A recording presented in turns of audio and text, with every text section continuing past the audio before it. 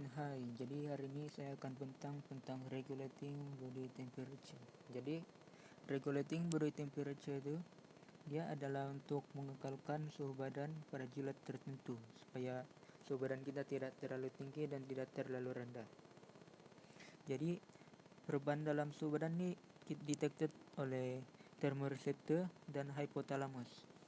Jadi yang kita boleh lihat dalam diagram ini, body temperature rise above normal range detected by thermoreceptor in the hypothalamus and thermoreceptor in the skin.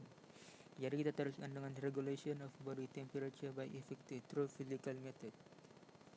Jadi ini jadi sebelum itu ini untuk yang bila badan kita punya heat high, yaitu hot. Jadi erector muscle are stimulated so they do not constrict and the fine hair will lower towards the skin surface. Jadi maksudnya dia punya fine hair nih yang di ujung dia turun di bawah. Jadi dia bilang erector muscle do not constrict. Jadi dia erector muscle nih dia relax. Jadi as a result a thin layer of air strap between the fine hair. Jadi thin layer of air macam gitulah. Jadi heat can be released quickly. Terus dengan ini.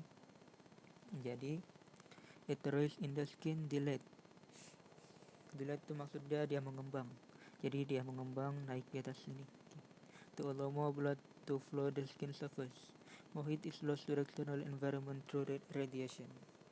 Jadi kita teruskan dengan ini. Jadi sweat glands are stimulated to produce more sweat. Jadi heat is absorbed to evaporate sweat and is cool the skin. Jadi sweat gland akan produce lagi banyak peluh macam ni.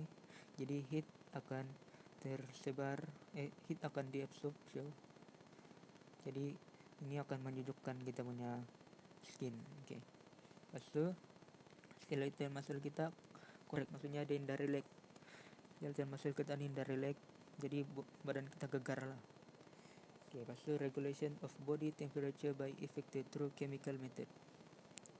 Jadi bila badan kita panas, adrenal gland are stimulated to secrete adrenaline.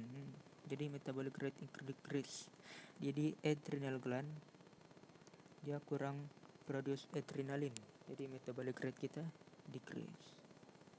Lepas tu the thyroid gland is not stimulated, thyroid is reduced.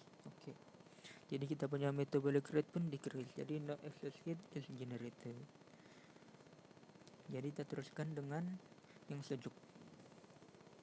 Jadi yang sejuk ni senang dia berlawan je dengan yang panas tadi. Macam yang dia bilang, easy ya ni. Jadi erector muscle yang tadi tu dia turun bawah kan, yang ni dia naik di atas.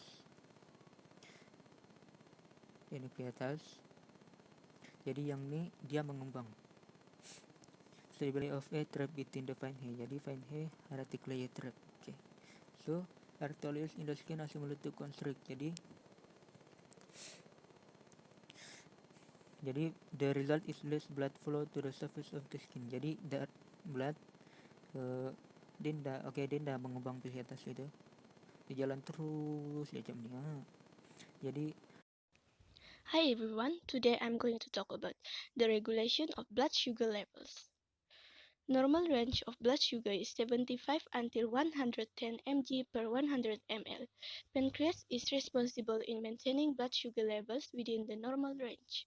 Langerhans cells in pancreas produce and secrete insulin and glucose continuously in the bloodstream. This is to regulate blood sugar. In between meals, blood sugar level drop. Alpha cells in pancreatic Langerhans cells are stimulated to secrete glucagon into the blood. Glucagon stimulates liver cells to convert glycogen to glucose.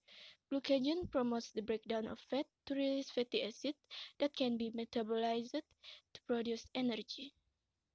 Blood sugar levels go back to normal. After a meal, blood sugar levels increase.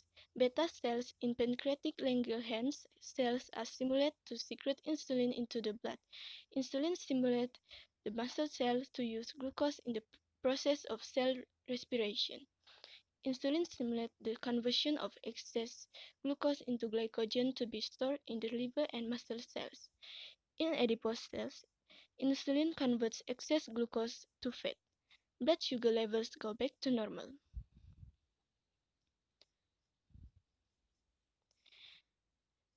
The failure in production, secretion, and intake of insulin by target cells can cause diabetes mellitus. A diabetes mellitus patient will have blood sugar usually high and unstable after a meal. They will also feel tired, thirsty, fatigued, and suffer weight loss. Lastly, diabetes mellitus can be controlled by insulin injection, pills that can lower blood levels, and proper diet. That's all from me. Thank you.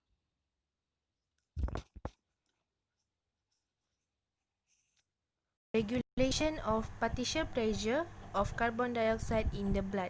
So, breathing is an involuntary action that is regulated by the respiratory control system in the medulla oblongata. Okay, first, during vigorous activity, the pressure of carbon dioxide increase because of the cellular respiration. Jadi, semasa kita lakukan aktiviti yang lasak, kita memerlukan lebih banyak energi. That's why kita akan produce lebih banyak carbon dioxide. Next, carbon dioxide dissolved with water will form carbonic acid. Carbonic acid is broken down into hydrogen ion and bicarbonate ion. So, carbonic acid actually is harmful for our body. That's why we need to release the carbon dioxide. pH value of blood and tissue fluid that flood the brain will decrease.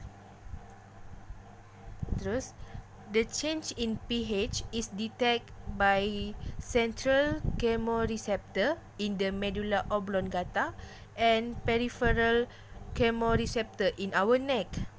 Next, respiration control center and cardiovascular control center inside the medulla oblongata. So, like we can see in the picture, that was our brain, which is our medulla oblongata also placed there. After that, intercostal muscle, diaphragm and cardiac muscle will contract and relax quickly. Jadi,